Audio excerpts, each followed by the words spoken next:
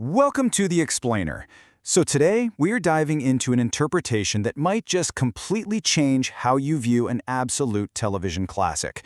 We're talking about the hit sitcom Friends. Now, normally, we think of this show as, a comforting, hilarious story about young adults navigating life in New York City. But what if we've been watching a totally different story all along? I want to just throw this radical theory at you right out of the gate to kind of flip your expectations upside down. What if Friends wasn't real? What if every single laugh, every messy romantic entanglement, and literally every iconic coffee shop conversation existed entirely inside one character's imagination? Now, I know, it sounds absolutely impossible at first, but as we unpack the evidence laid out in our source material, this incredibly fascinating and honestly deeply moving alternate reality starts to take shape. Section 1. The Mystery of Phoebe. The darkest backstory in a bright world.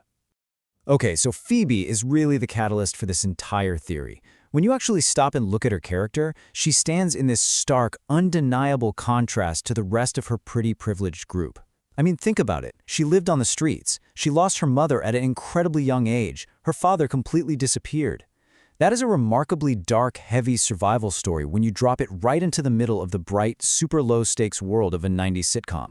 And yet, somehow, she consistently remains the single most optimistic person in the room, right? It's this massive, profound juxtaposition between her extreme childhood trauma and her just boundless hope that actually birthed this whole intriguing fan theory.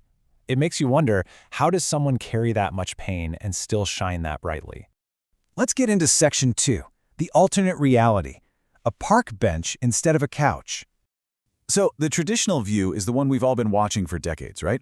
6 friends living happily together in these impossibly huge New York City apartments.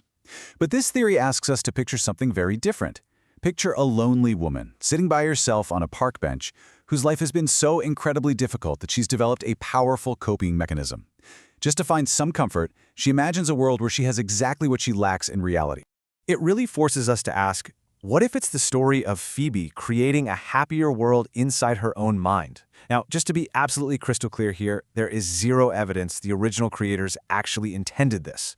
But looking at the show through this specific lens, it's just a phenomenal exercise in understanding trauma, how we cope, and that deep human desire for connection.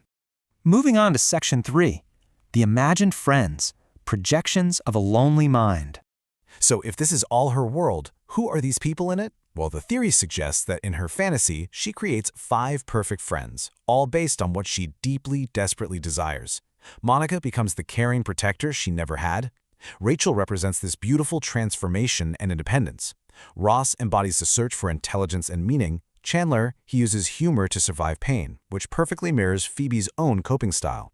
And Joey offers just pure, unconditional loyalty. Together, this group forms the exact family she never truly had. And when you rewatch the show with this in the back of your mind, you start noticing that Phoebe really operates by entirely different rules. She tells these wild, unusual stories that literally no one can verify. She sees the world through a completely unique lens. And honestly, it makes perfect sense if you assume she isn't just the quirky outsider, but is actually the architect of this entire reality. This brilliantly explains why she so frequently possesses this unexpected wisdom that is just completely ahead of the rest of the group. While everyone else is, caught up in their standard sitcom drama, Phoebe just swoops in and delivers the ultimate solution. Why? Because the creator always knows more than the characters inside the story. Section 4. Central Perk as sanctuary. More than just a coffee shop. I want you to think of Central Park not just as a set, but as a sanctuary. It's a safe place, a dream of belonging, where a seat is literally always waiting for you. For someone who spent years feeling abandoned and invisible on the streets, imagining a warm place where people always gather and where she always has a reserved spot right on the couch, that is the ultimate emotional center of her created world. Section 5. The purpose of pain. Why dream of heartbreak?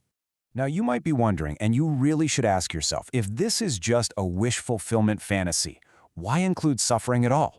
Right? Why would someone daydreaming their absolute perfect life go out of their way to include messy breakups, massive mistakes, and totally failed careers? Well, the answer actually lies in how human beings process reality. Think about the group's real-world struggles for a second. You've got Ross and Rachel's endlessly complicated love life, Monica and Chandler's strenuous, very real effort in building a commitment, and Joey's constant string of career disappointments. These struggles actually anchor the fantasy. They prove that Phoebe intuitively understands that life is never completely free of hardship, even inside our own minds. The problems are actually what make the daydream feel authentic.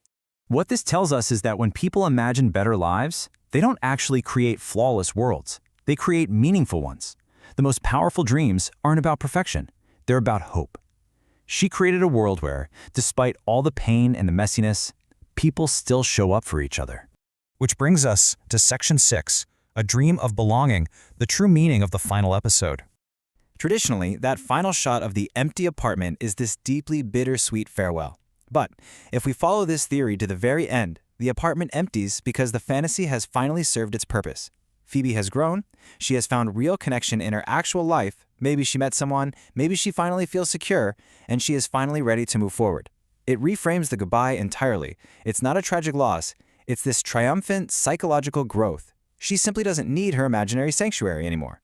And honestly, what's really fascinating here is that this whole journey brings us right back to reality.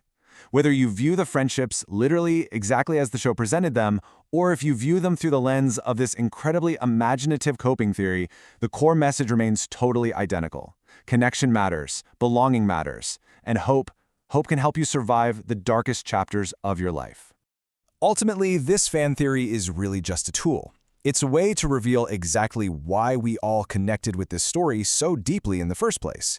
So, I want to leave you with this final, kind of provocative thought to carry with you today. If Phoebe really had imagined everything, which specific moment in the show suddenly feels completely different to you? Take a second, think about it, and let that totally change the way you see the entire series. Thanks so much for joining me on this explainer, and hey, keep questioning the stories you love.